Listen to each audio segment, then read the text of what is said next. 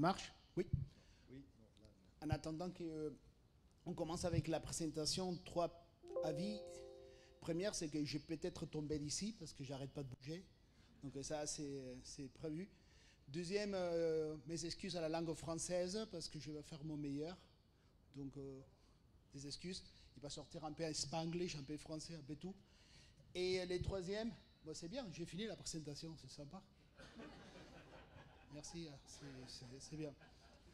La troisième, c'est que ça va être rapide, tu vois. C'est bien. Non, et la troisième, c'est qu'après les cocodriles, comme vous allez voir les espèces que je vais présenter, vous avez tombé de la chaise, c'est mortel. Donc vous allez voir l'espèce, c'est un truc qui fait peur. Donc préparez-vous, voilà. Vous voyez, impressionnant. Bon, bah voilà. Je vais vous raconter l'histoire, en fait, d'une équipe où c'est moi qui parle, mais en fait, il y a plein des hommes et des femmes. Donc on parlait qu'ils n'étaient pas derrière, mais en fait, ils travaillent beaucoup. On a Christine, on a Heather, on a Amber, on a maintenant Katie. Donc il y a plein de femmes qui sont derrière, qui travaillent sur les terrains, mais aussi dans les programmes de captivité. Et pourquoi ils bougent toutes seules? Il y a des faits paranormaux. Ok, ça marche. C'est une histoire sur un projet où on saute avec les coups de foudre, on voit qu'il y a une opportunité, on va y aller et on ne pense pas à 10, 20 ans, on y va. Quand on croit, on pense qu'en 2, 3 ans, on va être capable de pouvoir tourner l'affaire. Et c'est un peu l'histoire que je vais partager avec vous. On parle des escargots, ces escargots terrestres, évidemment, quand vous voyez les images, ce n'est pas le côté plus spectaculaire, mais il y a beaucoup d'histoires derrière cette récupération des espèces des escargots. Il n'a resté que 2 espèces. Avant, il avait une grande diversité des espèces, et puis jusqu'à 12, juste il fait quelques années, mais malheureusement, petit à petit, dans l'île des Bermudas, les choses n'allaient pas très bien. Ce n'était pas une étude approfondie, ce n'était pas la folie de rentrer dans les mondes des mollusques. Je ne suis pas un expert en mollusques du tout. C'est juste, on a trouvé que c'était une grosse opportunité. Après avoir travaillé avec une autre espèce de lézard, on a vu une très forte relation avec les partenaires sur les pays. Et c'est une des raisons plus importantes quand ils développent un programme de récupération des espèces. Donc merci à cette grande relation qu'on avait déjà avec les lézards. On a dit on continue, on ne va pas s'arrêter ici. Donc on a commencé avec cet escargot. Donc on va appeler l'escargot plus grand et les plus petits. On commence avec les plus gros. D'accord? C'est une espèce plutôt généraliste, omnivore. Bon, voilà, un escargot de jardin, voilà, c'est pas grand-chose. Plutôt déjà, il était conçu qu'il était disparu depuis les années 90, donc il n'y avait pas beaucoup de chance. Il était, comme vous allez voir dans l'histoire, redécouvert dans les 2014. Si vous avez été à Bermuda, ce n'est pas un endroit pas mauvais pour aller en vacances, mais pas super pour les espèces locales. Il a une super densité des humains, il n'y a pas beaucoup de place, l'habitat il est assez limité et surtout il y a aussi tout la suite de les bagues d'introduction des espèces menacées et d'écosystèmes modifiés, etc. Donc vraiment pas les top pour les espèces et surtout encore moi pour des espèces tellement fragiles comme les escargots. Comme menace, pas simplement la manque d'habitat, la destruction de l'habitat, c'est aussi les espèces invasives. Vous connaissez, il y a un escargot qui vient des États-Unis, le glandine, qui a vraiment fait des dégâts dans plein de différentes îles à cause qu'il s'est nourri exclusivement des escargots. Donc il a trouvé le paradis aux Bermudas. Donc il est arrivé là-bas et bon, il a commencé à manger partout. Après, on a eu un ver plat, je pense que c'est la traduction de les flatworms. Et cette espèce, pareil, il a un appétit extraordinaire pour les escargots. Donc, en plus de rester à Bermudas, bon, ils ont commencé à manger toutes les espèces endémiques. Donc, avec ça, toutes les espèces ils ont commencé à disparaître jusqu'au point qu'on croyait qu'il est vraiment déjà tout perdu. C'était 2014. Vous voyez l'habitat, c'est top. C'était juste en train de refaire une partie de la capitale, à Hamilton, où ils ont, par hasard, pur par hasard, une personne qui avait une petite connaissance d'histoire naturelle, mais surtout un intérêt sur les espèces qui restaient. Et il a découvert que pendant qu'ils étaient en train de faire les travaux pour modifier cette petite allée entre 2 bâtiments, ils ont trouvé un poignet des escargots. Ils ont allé au muséum, ils ont parlé, vous croyez qu'est-ce que c'est ça? Et ils ont dit, ouh, c'est bizarre cet escargot. Donc ils ont découvert qu'en fait l'espèce n'était pas disparue. Mais il ne restait à peu près que 300 escargots, juste entre les petits morceaux de béton. Il ne restait pas plus. C'était la redécouverte, mais mon Dieu, quel habitat il avait l'escargot. Avec cette situation en 2014, ils ont récupéré ces 300 escargots. Évidemment, ce n'est pas les paradis, donc ils ont récupéré ces 300 escargots et ils ont commencé à penser qu'est-ce qu'on fait avec eux, c'est quoi l'avenir pour cette espèce. Et la moitié, ils est partis aux zoo de Londres, à London Zoological Society, où ils ont gardé comme un dernier noyau. L'autre moitié, il est resté dans le département de conservation des Bermudas. Et ils ont décidé d'essayer de les transférer dans une île très particulière qui s'appelle Nonsuch, que vous allez voir un peu plus en détail, où il y avait la possibilité de relâcher. Cette île, depuis les années 60 ou 70, ils ont travaillé énormément sur l'éradication des espèces invasives de plantes, de rats, des crapauds aussi, et surtout la restitution de l'habitat. Donc ça fait déjà des années qu'il travaillait sur la restitution de la végétation. Donc il avait une petite zone possible où il pourrait relâcher quelques escargots comme une dernière opportunité. Cette île, il a travaillé très bien, c'est une zone exclusive, les gens ne peuvent pas s'arrêter là-bas, ils ne peuvent pas faire des pique-niques, ils ne peuvent pas rester dans cette île. Juste à côté de la grande île, vous pourrez la voir à côté. Et c'était basé surtout sur une espèce d'oiseau, les pétrels, qu'on appelle là-bas cahao, que c'était la dernière opportunité de sauver l'espèce marine, où il avait toute la concentration des efforts de conservation. Avec ça, en parallèle, il y avait toute la partie végétation, dont tous les palmiers endémiques, comme on voit celui-là, les palmettes. Et après, un lézard endémique, c'était la raison de que nous, on a mis l'intérêt au début avec Bermudas, c'était les Bermuda skink, où il ne restait pas plus de 1500 dans l'île. Donc cette zone, il a été identifiée comme une zone idéale dans les possibilités de pouvoir relâcher les animaux. Évidemment, il y avait un travail énorme derrière par les gouvernements des Bermudas, donc ça n'a pas été fait comme ça. Il y avait beaucoup de travail. Comme vous voyez, la végétation, il commençait déjà à régénérer. Il avait une très bonne qualité. Et surtout, il n'y avait pas des espèces prédateurs ou compétitifs. Ils ont commencé à faire des études. Il y avait une possibilité où on pourrait essayer de relâcher les animaux.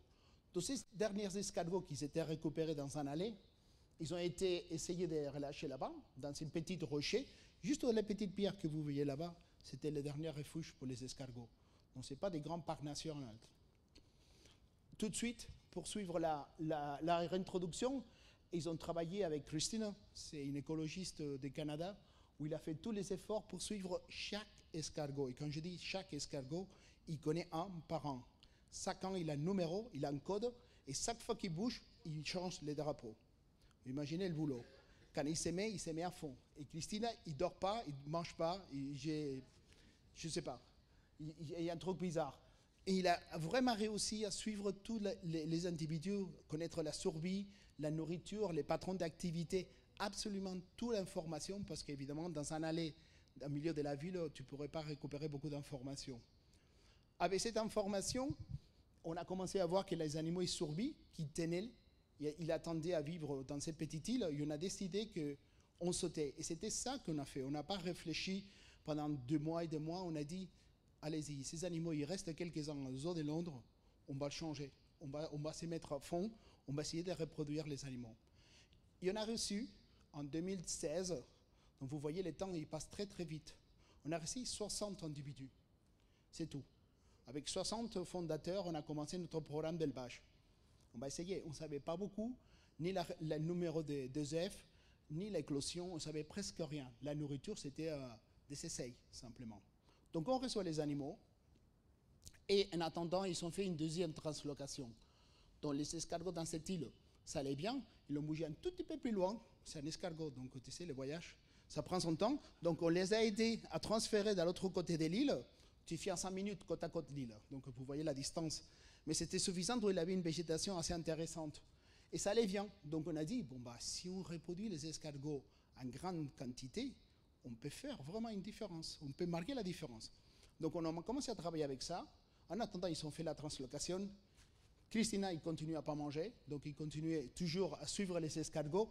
Il mesure chaque escargot, donc tous les années, ils arrivent au mois de février. Il est juste en ce moment au Bermudas, en train de faire la même chose, et pas manger. Donc ils suivent, ils mesurent, ils comptent, ils voient la grandeur des animaux et où est-ce qu'ils dispersent. Donc c'est un truc incroyable, l'information qu'on peut avoir dans cette population. Quand on arrive à 2017, on voit que l'habitat il était déjà assuré, on connaissait plutôt très bien la préférence. On commençait à voir aussi que ces animaux, ils avaient une petite tendance pendant la nuit à se promener. Pas en plat, ils montaient. Donc ils montaient au palmier et ils mangeaient les fruits. Les dattes, on dit des dattes, des petites dattes. Donc ils montaient et ils mangeaient. Et en fait, comme on les avait tous marqués avec des colorations fluorescentes, tu montais la torche et c'était les discos. Tu voyais les escargots qui montaient et descendaient. Donc c'était incroyable de savoir l'activité qu'ils avaient ces escargots. Et dès qu'ils finissaient la nuit, ils descendaient de nouveau dans la litière, donc entre les feuilles des palmiers. Avec cet optimisme qu'on voyait ça, avec les suivis, déjà ça faisait 2 ans de cette petite translocation et que ça marchait bien, on a commencé à explorer si est-ce qu'on pourrait essayer de bouger un peu notre élevage et avoir un nombre suffisant d'escargots pour pouvoir faire une réintroduction, faire un premier essai. Et là, on est déjà de mois 2018. Dans 2019, on se met le défi et de nouveau, allez-y, on ne va pas passer la vie à calculer, il faut y aller. Et c'était déjà vraiment 2 ans de projet depuis qu'on l'a vu et on voulait vraiment faire un essai. Donc on a commencé avec 60. Le pire que tu peux faire, c'est avec une équipe d'invertébrés qui les motivait, c'est les mettre en défi. Donc je lui ai dit, vous n'êtes pas capable de le reproduire. Donc ils ont fait silence avec moi. Pendant des mois, ils n'ont pas parlé avec moi. Jusqu'à qu'un jour, ils ont dit, on a une réunion avec toi. En général, ça part mal. Si vous avez une équipe et que quelqu'un fait une convocation pour une réunion, en général, ce n'est pas des bonnes nouvelles. Et donc j'ai dit, ben, ça y est, la population, c'est morte. Les 60, ils sont partis. Et quand ils m'ont dit qu'en fait, ils ne voulaient pas que je voie, ils voulaient travailler seuls, et ils m'ont dit qu'en fait, on avait 7000 escargots. Et qu'il y avait un problème, c'est qu'on n'avait pas assez de boîtes. Donc voilà un peu le problème qu'on avait. Donc on a dit, on va essayer. Ça y est, on a un chiffre important, donc à un niveau de réintroduction, on peut avoir une quantité importante parce qu'évidemment, on attend une certaine mortalité. On est des invertébrés, on a des chiffres importants à pouvoir relâcher pour avoir des retours à niveau de conservation. Donc on a commencé pour les mois de février, donc juste 2 ans et quelques, on s'est mis déjà à la première introduction dans un programme d'élevage. Et on a relâché autour de 4000 escargots. Mais déjà, on a mis notre 14 000 quelques mois plus tard. Donc l'histoire, ça marchait plus vite. Plus tu n'as, plus tu produis. Donc il y a encore de nouveau mon erreur de défier mon équipe. Avec ça, c'était un projet pareil qu'on fait avec n'importe quelle espèce de réintroduction. Elle travaille sur les terrains, donc une récupération de l'habitat, il meilleure les conditions, tu travailles avec tes partenaires. Évidemment, ici, il n'y avait pas de conflit avec la communauté, les gens ne détestent pas trop les escargots, donc ça va, ça marche bien. Mais qu'est-ce qu'il y a au niveau des pathogènes ou des maladies? Vous allez en train de voir dans la vidéo, c'est un health screening. Évidemment, il y a certains escargots qui ont été sacrifiés pour pouvoir savoir quel est tout l'état des animaux, parasites, bactéricides, même les niveaux des corps gras. Donc on comparait si les animaux en captivité, ils avaient des corps gras suffisants pour survivre dans la réintroduction. On a eu la nouvelle de que les escargots en captivité en général sont un peu plus grassouillés qu'en état sauvage. Donc on était plutôt contents en comparaison avec les animaux qu'on avait récupérés en état sauvage. Donc on a récupéré quelques-uns. Évidemment, les informations sont très très petites. On n'a pas beaucoup. Donc on a besoin un peu d'être sérieux et aussi accepter qu'il y a un certain risque. Donc on a vu que les risques c'était moyen, sans savoir pas beaucoup d'informations sur les possibles maladies qu'on pourrait transmettre. Donc on a décidé au début pas être trop fou. Donc on les a réintroduits dans un endroit où il n'y avait pas d'escargots. Une 3e population dans cette île. Juste pour éviter au cas où on fait une catastrophe. Donc avec cette décision, on a comparé, on a fait la bactéricide, microbiologie, histologie. Les vétérinaires sont régalés là avec un petit escargot. Vous pouvez imaginer la joie de notre vétérinaire à essayer de comparer les données. Mais on a décidé cette plan de réintroduction. Et février 2019, ça y est, c'est parti. On envoie les escargots. Donc on envoie des boîtes des escargots, des milliers d'escargots à Bermudas. La bureaucratie des papiers, je ne vous dis pas. Mais on a réussi quand même à travailler cette partie. Et on a commencé le premier relâchement des animaux dans un 3e endroit, l'île de Nonsuch, mais aussi dans l'île de Halls. Donc on a commencé à essayer de distribuer des différents habitats, donc différentes populations, pour ne pas mettre tous les œufs dans un panier. De cette façon, on avait plusieurs individus avec la vision de qu'un jour, il y aurait tellement d'escargots qu'on n'a plus besoin de faire l'élevage. Donc déjà, dans la première introduction, on avait l'optimisme qu'un jour, on va arrêter. On était un peu fous avec ça, mais on a dit oui, on ne va pas continuer toute la vie à faire ça. Donc il faut vraiment trouver les moyens de comment le faire. Donc on a commencé à créer de nouvelles populations. On a investigué, on a cherché une nouvelle île, l'île Morgan. Et ça, c'est le travail qu'ils font dans le département de conservation de Bermudas. Eux, ils s'occupent d'éradiquer les espèces, améliorer l'habitat, et nous, masse en production des escargots. Et moi, je continue à défier mon équipe. Avec cette partie, on trouve une nouvelle île. Donc, allez hop, c'est parti. On commence à faire le recensement. On a déjà 18 000 escargots. Donc, on avait laissé quelques-uns pour reproduire, et ça continue la machine à reproduire. Donc, on était déjà prêt pour une deuxième réintroduction des escargots de Chester. Et avec ça, on arrive à trouver déjà différentes populations. Ça qu'on a commencé à identifier dans la carte différents sites où il pourrait y avoir des escargots. Évidemment, tous les habitats qu'on commençait à chercher sont la même qualité. Mais on voulait voir jusqu'à quel niveau les animaux ils peuvent accepter les limites de cette menace. Ça veut dire présence des rats ou des souris, ou l'habitat n'est pas vraiment régénéré, ou la végétation n'est pas assez bonne. Mais on voulait voir jusqu'à quel point il peut tenir le coup, pour identifier le maximum possible. Là, vous voyez, c'est un peu la cartographie. Vous voyez, un point noir, c'était où il y avait les données historiques de la distribution. Donc, ces escargots, il y en avait partout l'île. Mais malheureusement, il ne restait presque rien. Avec ça, on est parti, on a fait en rouge les 4000, après on a fait 14 000 les mêmes années, et on a gardé encore 10 000 plus. Donc l'équipe, vraiment, il a pris le défi à fond. Ils ne vont pas arrêter. Donc ils ont continué sur l'élevage. On avait déjà 10 000 de plus. Et on a commencé déjà à penser, ça marche, mais ce qu'on doit faire un jour, c'est pas se concentrer toute nos vies à faire des escargots de Bermudas. C'est quand même une vie un peu triste quand même. Donc on a commencé à déjà développer tout le modèle.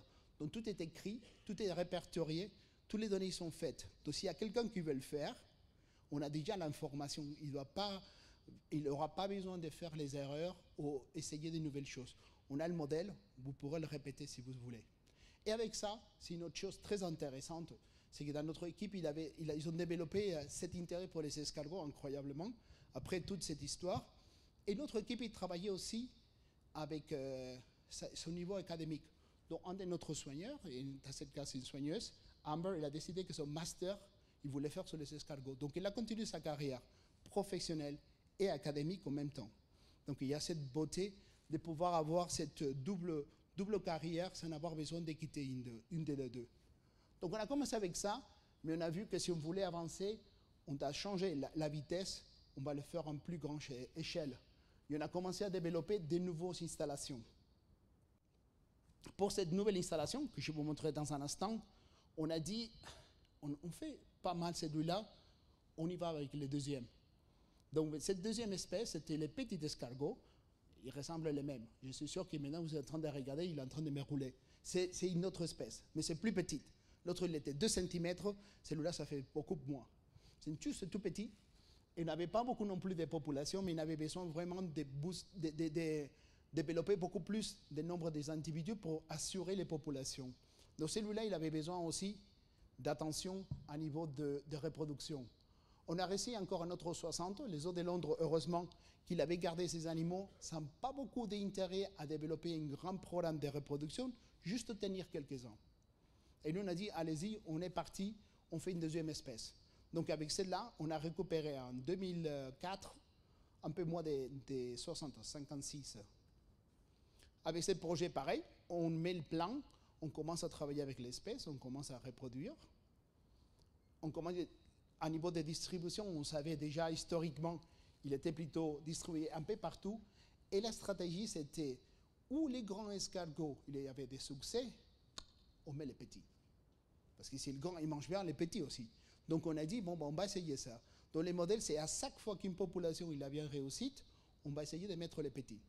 Cette espèce, ce petit escargot, la taxe de reproduction est beaucoup plus basse. Donc ils ne reproduisent pas aussi tant de œufs que les grands. Alors les choses, ils vont un peu plus lentes. Et ça qu'on a fait, c'est mettre en place juste un endroit, une unité d'élevage. C'est un conteneur de transport converti en laboratoire juste pour reproduire des escargots. Donc tu rentres là-bas et tu sors pendant toute la journée. Tu es là, tu mets ta musique et tu fais l'élevage des escargots. Et c'est vraiment ça. Donc vous voyez un peu les chiffres des animaux. En 12 mois, on avait déjà 1600. Après, on a sauté à 8000. On avait déjà 48 000 spécimens. Donc, ça qu'on a dit un peu les conservation farming. Il faut vraiment y aller un peu avec une mentalité en grande échelle quand ils travaillent avec des invertébrés. Le problème, c'est qu'il n'y a pas de place, comme d'habitude. Donc, on a dû réussir à aller à Ikea. Donc, voilà. On a travaillé avec des boîtes d'Ikea. On les a modifiées. Un truc simple, on modifie et on fait en grande échelle. Juste pour faire la quantité. On ne peut pas les garder pour très longtemps. On avait des endroits, des sites pour relâcher. Vous voyez là la densité, ça c'est un os de sèche. Vous voyez chaque fois que vous tournez la quantité de ces escargots. Et vous voyez là, c'était la première chambre des conteneurs et ça montait les piles de ces escargots dans les boîtes. Ça prenait un soigneur à plein temps qui a fait ça. Nettoyer, donner à manger, compter. Et quand il a fini, il faut refaire de nouveau. À chaque fois, il y avait une personne à plein temps. L'objectif final, c'est que notre département d'invertébrés, la moitié du personnel travaille que des programmes d'élevage pour la réintroduction. On a ça, on a des papillons, on a des mouches pour la pêche, on a tout la totale. Mais la moitié de notre personnel s'est dédié absolument qui pour élever les espèces pour la réintroduction. Après, il y a des autres rôles aussi, mais on a déjà cette capacité. On a 3. Aujourd'hui, on a 4. Voilà les personnages derrière. Ils rigolaient beaucoup au début, un peu moins à la fin.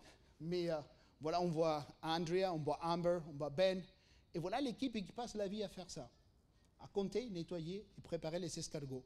Et on n'a pas arrêté. L'équipe, il a dit, on n'arrête pas. Même pendant les périodes de Covid, on devait se séparer les équipes. On avait vraiment des difficultés. Les eaux, ils étaient fermés. Mais on a dit, ça, la conservation, on ne la met pas de côté, on continue. Donc pendant tout l'élevage, pendant toutes les périodes de Covid, on a réussi, on a continué. On savait qu'il y avait une possibilité d'envoyer des escargots par avion. Très difficile, évidemment, parce qu'il avait des restrictions de vol, mais il avait une possibilité. Dans l'équipe, il a dit, ça c'est un problème, nous, on s'occupe des escargots, débrouille-toi. Donc voilà, on a mis les dates, on a commencé à préparer, on est déjà, évidemment, au milieu du Covid, et voilà ce qu'il faut faire pour préparer tout un programme de réintroduction des escargots. Il faut les séparer en taille. Oups, ça va trop vite ça. D'abord, il faut les laver, un par un. Tu mets un groupe, tu nettoies. On parle des milliers. Il faut les séparer et compter un par un. Il ne faut pas ramener du sol, de la terre, dans les gouvernements. Donc, Bermudas, la condition, si tu ne ramènes pas de sol, au cas où, tu ramènes des pathogènes. Quand tu arrives à ça, tu comptes, il faut les mettre dans des petits tubes et après dans différentes boîtes. On les paquette, donc on voit des boîtes de transport qui a toutes les conditions qui sont nécessaires pour le transport, que c'est suivant les protocoles des différentes compagnies aériennes. Et quand tout est prêt, tout le monde est content. D'accord, voilà, donc tout le monde est super heureuse. On a toutes les boîtes avec plein d'escargots. Ça prend entre 12 et 13 personnes pendant 2 jours à plein temps.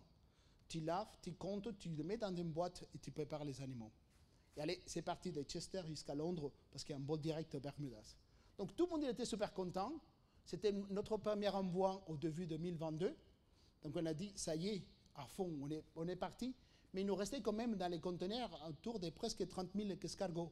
Donc le jeu, il n'est pas fini. Mais qu'est-ce qui est passé? C'est qu'avec la normative de Covid et les gens qui ne sont pas contents, ils ont changé les normatives. Donc la porte d'embarquement pour mettre la boîte, il est changé. Je ne sais pas s'ils font souvent, je ne suis pas un expert en avion, mais pour 20 cm, la boîte, il ne rentrait pas par la porte. On lui a dit, est-ce que vous ne pourrez pas tourner la boîte un peu et la faire rentrer? Les escargots, ça va, ils ne vont pas râler. Ils ne sont pas voulus. Donc qu'est-ce qu'ils ont fait? Ils nous l'ont renvoyé. Donc toutes les boîtes, ils ont été renvoyées de nouveau chez nous. On a dit tout vider, mettez tous les escargots de nouveau dans les boîtes Ikea, donc tout va bien. Et on a dit les mettre et garder pendant une semaine, jusqu'à le prochain vol. On a coupé les boîtes, 20 cm, c'est important cette mesure. Tout le monde disait, 20 cm, c'est toujours une mesure standard. Donc on a coupé les boîtes, on a repaqueté tous les escargots de nouveau, et c'est parti de nouveau au mois de janvier l'année dernière. Donc déjà, on avait tout cet élevage, tout le monde était content, mais il est resté quand même quelques milliers dans les conteneurs. Deuxième envoi, l'équipe il a dit, on continue. On va continuer, on relâche, on a des populations, on continue à relâcher, et on va avoir une grande diversité de différents sites pour les relâchements. En attendant, Bermudas, il disait, ok, d'accord, vas-y, ok, bon, on continue. On fait le deuxième, on fait une troisième. Donc on a continué l'élevage, et 1, et 2, et 3. Donc on a fait jusqu'à 80 000 escargots l'année dernière comme réintroduction. En total, on a fait presque des 110 000 escargots qui ont été réintroduits pendant les dernières années. En total, 30 000. Donc c'est juste frais, maintenant cette réintroduction, mais de cette réintroduction, on a une vingtaine, de nouvelles populations dans l'île de Bermudas, alors qu'il n'avait aucune. Il fait juste 3 ans. Donc on a travaillé sur cette partie. On sait que maintenant, il y a 4 populations où ils sont stables, ils grandissent et ils dispersent. On a arrêté de marquer les escargots. C'est juste une petite remarque. Et Christina, il doit dormir aussi. Donc, on a arrêté ça. On compte un recensement d'une façon beaucoup plus calme, beaucoup plus standardisée, parce qu'on connaît déjà un peu plus la biologie et la dispersion des espèces, ou de l'espèce en particulier. Et on suit ces 4 populations. Et en ce moment, ils sont en train de faire les recensements de les restes des populations et voir comment ça se passe. Donc c'est très tôt encore, mais quand même, on a réussi déjà 4. On avait 0, il fait 3 ans. Donc on a été cet été, donc c'était juste les données de ce dernier été. En juillet, août, on avait l'opportunité d'aller là-bas et faire un suivi des animaux. Ce n'était pas les meilleures périodes parce qu'il fait chaud à Bermuda au mois de juillet, août. Mais on a quand même trouvé des escargots qui étaient tout petits. Mais on trouvait même entre les pierres, on a trouvé qu'ils se cassaient et ils restaient là-bas en gardant un peu l'humidité, mais ils continuaient actifs.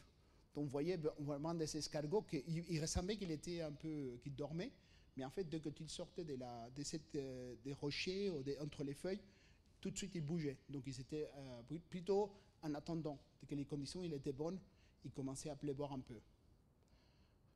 On a continué sur les suivis, donc on a commencé à relâcher. Ça, c'était le dernier relâchement au mois de juillet, donc le deuxième de l'année dernière. Ça complique un peu les choses.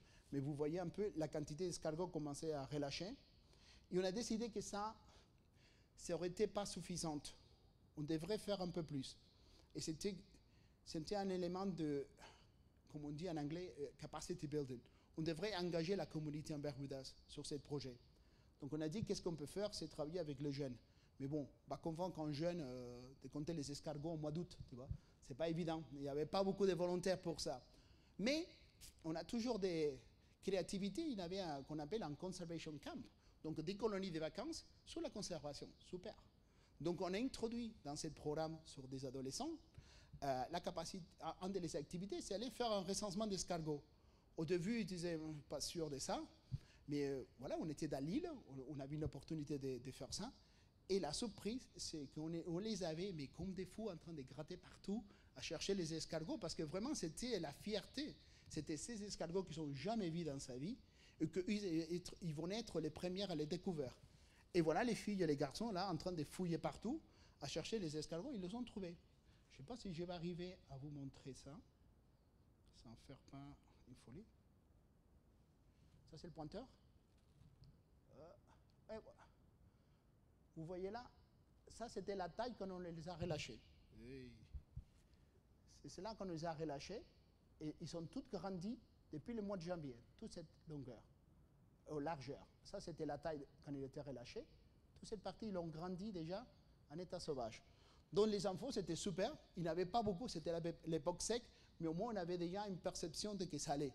Et évidemment, on a mis les petites graines dans la nouvelle génération de possibles biologistes, écologistes, forestiers, etc., qui ont participé sur les projets. Voilà les endroits qu'on utilise pour la réintroduction des animaux. On essaye de couvrir tout autour des palmiers, parce qu'ils savent qu'ils montent, ils mangent. Donc on va les aider un tout petit peu, qu'ils soient un peu plus protégés, parce qu'ils étaient secs. Je vais vous montrer là un time-lapse. Évidemment, je ne cours pas si vite que ça. Et en plus de tout ça, c'était un peu le défi de la nouvelle génération. Tout le monde va faire la conservation peace and love, n'est-ce pas? Donc, j'ai commencé par chez moi. Donc, j'ai pris mon fils. Il dit qu'il va être biologiste. Il adore ça. On va bien avec moi. Donc, il est venu avec moi. Je ne suis pas sûr qu'il va être un spécialiste des mollusques. Il a une expérience assez profonde. Mais au moins, il a compris exactement la difficulté que c'est de travailler pour restaurer l'habitat, de comprendre, préparer l'endroit. Donc, là, c'était juste qu'on avait tout de restaurer la zone des palmiers. Évidemment, c'est time-lapse, les escargots, ils ne vont pas aussi vite que ça. Mais sinon, ça va durer beaucoup la présentation. Donc, c'était les escargots qui, petit à petit, ils ont commencé à trouver ces endroits pour être relâchés. Maintenant, on a de nouveaux endroits. Ah, comme ça. De nouveaux endroits, c'est dans les falaises, dans la côte. Donc, on essaie de trouver des nouveaux endroits où possiblement les escargots ils peuvent vivre. Donc, on essaie d'ouvrir un peu la vision en différents endroits de réintroduction. Donc, voilà la vidéo, on peut voir où les endroits un peu plus compliqués d'arriver, mais on a quand même réussi à les réintroduire. Aujourd'hui, on se trouve avec 20 sites, 4, presque 6 déjà assurés que la population, pas simplement il a survécu, il se reproduisent, sinon en plus ils se dispersent. Donc c'était les premières qu'on avait fait. Et les autres, il y a des signes qui vont bien. Mais pas encore, Christine ne m'a pas appelé sur qui dort. Donc vous voyez maintenant, toute la partie en rouge, c'est les différentes populations. En finissant un peu, on voit un peu la partie plus technique, de voir que la zone d'occupation il commence à augmenter dans les dernières années. Donc ça peut continuer. On peut arriver à réussir à avoir des escargots dans toute l'île comme avant. Évidemment, il y a toute la base de données maintenant sur les transectes, la densité des individus. Vous voyez dans cette partie où il y a la densité de 5 à 28 escargots par mètre carré. Ça, c'était les premières populations. Donc vraiment, on a boosté, on a vraiment augmenté la population. Dans l'île, la première île, quand on a fait les premières introductions, il y avait une première estimation de 42 000 escargots après les premières années. Et maintenant, depuis toutes ces années, depuis 2016, on a presque un quart de million d'escargots. Donc on croit que Nonsuch Island, ça y est, c'est bon, les escargots, ils ont pris le terrain. Mais maintenant, on va travailler dans différentes parties de l'île des Bermudas. Petit résumé, sur la dernière année, c'était la folie avec le Covid, mais nous, on a continué avec les escargots. Donc voilà, pourquoi pas arrêter l'esprit. Toutes les différentes îles qu'on a commencé à relâcher des animaux. Donc en total, ça fait 80 000, mais en global, plus de 100 000. Donc déjà, pour finir, les leçons qu'on a prises, c'est qu'on a développé un modèle qu'on utilise pour des autres espèces, des grenouilles, des lézards, etc., mais qu'on utilise un modèle à 5 ans. En 5 ans, on doit changer, on doit réussir à faire quelque chose. On ne va pas s'endormir. On doit travailler très fort avec ça. Il y a une composante très importante avec notre partenaire sur les pays. On travaille toujours très, très serré avec notre partenaire. On travaille toujours avec des modèles de plans d'action ou des guides à niveau d'écrire l'élevage des espèces, qu'on appelle Best Practice Guidelines dans l'Association européenne des eaux et aquariums. On travaille avec, comme je disais, un modèle de 5 ans, mais en 3 ans, il faut qu'il sorte quelque chose. Il faut bouger, sinon on s'endort. Il y avait certaines espèces, il ne faut pas s'endormir. Ça a aidé aussi à développer des autres projets. Maintenant, on est parti dans la folie, on va travailler avec des fougères. On part des lézards, des escargots et la fougère. Et allez-y, et on va partir peut-être dans les hippocampes. Donc l'idée, c'est qu'une fois que tu as développé une racine de connexion avec ton partenaire sur les pays, il ne faut pas s'arrêter là-bas. Malheureusement, il y a tellement d'espèces menacées qu'il y a beaucoup de boulot à pouvoir faire. On travaille évidemment les mêmes composants des protocoles de réintroduction, que ça pourrait être pour un rhinocéros ou ça peut être pour un éléphant. Donc c'est la même chose, on applique le même modèle, mais pour les escargots. Et une chose importante, c'est une fois que tu as réussi à faire un bon boulot, que je crois que mon équipe il a fait avec les partenaires, c'est les vendre bien. C'est aussi bon c'est important de les faire bien, mais les vendre et les communiquer bien. Et ça, c'était un élément qui ça a pris du temps, parce que vous allez imaginer que mettre dans les médias des histoires sur les escargots, si ce n'est pas pour manger, ça ne va pas trop. Hein. Et en Angleterre, ils ne les mangent pas. Donc, ce n'est pas gagnant. Mais par contre, des belles histoires, et surtout, c'est l'histoire de derrière, la connexion, cette graine d'optimisme, qu'on peut changer les choses, qu'on peut travailler avec les partenaires, qu'on peut travailler avec les nouvelles générations, que c'est un élément complémentaire. Ça fait les échos en BBC, on a fait partout. Et même quand on a eu, il y a toujours les années en Angleterre où ils font les 10 meilleures histoires d'optimisme de conservation des espèces. Et bien tiens, on a gagné même les rhinos, on a fait les ours, les gabiales, et on a mis un escargot dans l'histoire. Donc vraiment, on a réussi à pouvoir mettre une histoire comme ça dans les médias, alors que ce n'est pas simple, avec toutes les histoires. Tu vois, entre un tigre, un orang-outan et tout, on a mis l'histoire des escargots comme un élément d'optimisme de conservation. Donc là, évidemment, tu peux imaginer, mon équipe, elle était très fière, partenaire aussi. Notre organisation, elle ne croit pas encore. Tu vois, il dit, mais qu'est-ce qui t'a fait? Tu vois, comment on a commencé à développer un programme comme ça, et la folie n'a pas fini. On travaille avec un autre projet.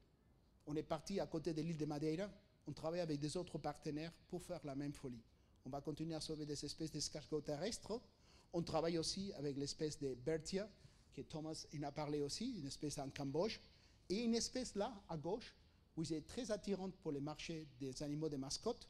C'est en Malaisie, qui s'appelle Fire Snails. C'est une spectaculaire. C'est cette couleur, je vous promets, ce n'est pas Photoshop. C'est incroyable. Et notre défi maintenant, ce n'est pas simplement la sauver maintenant, c'est trouver un moyen de la reproduire qu'on n'aura plus besoin de la récupérer de l'état sauvage. Et c'est très tôt, et on pense qu'encore il nous reste 2 ans, mais on les reproduit déjà. Donc on a réussi à avoir les 75% de la population des escargots de Cambodge. Les 3 espèces de Madeira, on l'a depuis 1 an et demi, et on va faire un premier essai à la fin de cette année, de les retrouver dans une île à Bougie. Et l'escargot de Fire Snails, notre équipe a craqué en trouvant le moyen de les reproduire et les tenir vivantes. En général, cette espèce ne dure pas plus de 3 mois et tu l'achètes à nouveau. Donc voilà un exemple de quoi faire, de comment pas t'asseoir sur ton bureau et faire des calculs. Tu vas, tu le fais, tu t'engages, ton équipe il est à fond et tout le monde il va dans la même direction, il travaille énormément avec ton partenaire. Tu utilises après les modèles, mais tu dis en 3-5 ans, on doit tourner cette affaire et on doit continuer. Donc en court terme, on va commencer à imaginer qu'un escargot, on va arrêter peut-être de les reproduire. Les grands, je crois que c'est assez. Les petits, on va essayer de continuer un peu. On va travailler ce modèle aussi avec des autres espèces, d'invertébrés, mais aussi des mollusques, partager cette expérience et voir s'il y a des autres collègues qui voudraient continuer. Et on espère petit à petit, ce projet, un jour, on va dire, ça y est, on l'a fait, on continue. On part à faire projet des fougères, on va partir faire des papillons derrière, n'importe où. Mais l'idée, c'est des projets qui s'avancent et qu'on ne reste pas beaucoup dans la bureaucratie, dans les papiers et les permis. Donc voilà un peu une histoire, un peu d'optimisme, j'espère, avant de la pause café. Et voilà, merci à notre partenaire. C'était une petite équipe, une grande équipe à niveau d'invertébrés, mais voilà, c'était une petite famille qu'on a réussi et je vois une chose un peu sympathique. Merci.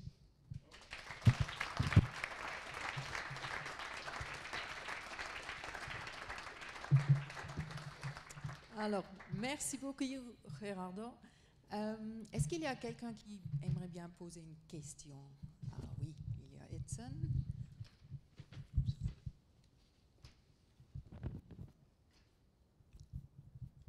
Bonjour.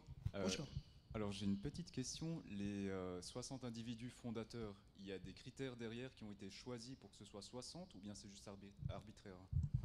Je vais te décevoir avec la question, ça a été comme ça. 60 pour toi, 60 pour moi. Non, on aurait bien aimé de faire la génétique et voir s'il y avait des différences, etc. Mais il y a des moments où le temps que tu vas passer à faire la génétique pour cette partie, c'était trop long. Aujourd'hui, oui. Aujourd'hui, on a commencé à faire la génétique parce que quand tu passes des 60 à 110 000, il y a peut-être des choses qui se passent. Donc, en général, les invertébrés, c'est ce que tu fais, tu relâches, tu récupères des nouveaux fondateurs et tu continues ton élevage. Mais aujourd'hui, maintenant, ça y est, les programmes de génétique qui commencent. On a commencé à faire des échantillonnages de différentes générations pour voir si les choses ne rentrent pas dans la consanguinité, il y avoir des différences. Mais avec ce cas, on n'avait pas beaucoup de choix. Avec des autres espèces, comme les escargots de Cambodge ou celui-là de Malaisie, oui, là, on va commencer à travailler. Des autres modèles, on les fait, par exemple, avec des projets avec des lézards ou des autres. Mais celui-là, les 60, c'était, allez hop, moitié. Parce qu'il n'y avait pas un suivi du début. Donc au début, tu ne savais pas qu'est-ce qui dépassait dans cette première élevage à Londres. Donc c'était extrapolé un peu gratuitement.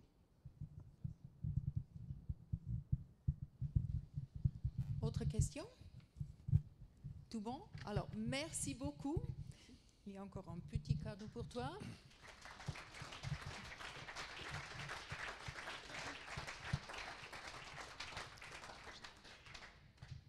Alors,